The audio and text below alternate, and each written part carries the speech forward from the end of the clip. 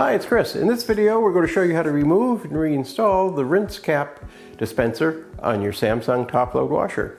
Now, to remove and reinstall it, it's very easy. It does not require any tools whatsoever. Keep in mind, if your machine needs to be repaired, it's usually simple enough to do it yourself. Visit PartSelect.com, enter your model number, and quickly find and order the part you need. So the main reason you're going to be looking at wanting to remove and reinstall the rinse cap is primarily for cleaning purposes. Over time, there'll be a buildup of residue from the liquid that's going through it, and you'll need to clean that out in order for it to function properly. So the first thing we're going to do is open up the lid, and we're going to want to remove the dispenser drawer. Pull it all the way out and give it a good sharp pull. Now that you have the drawer out, you can remove the rinse cap just by lifting it out.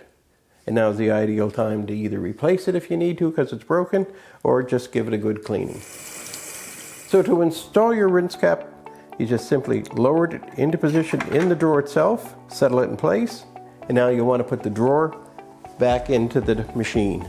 And again, you're just going to bring it into place, tip it upwards a little bit, and give it a push in. Close it all the way, and there you go. We'll close the lid. And there you go. It's just that easy to remove and reinstall the rinse cap in your Samsung top-load washer.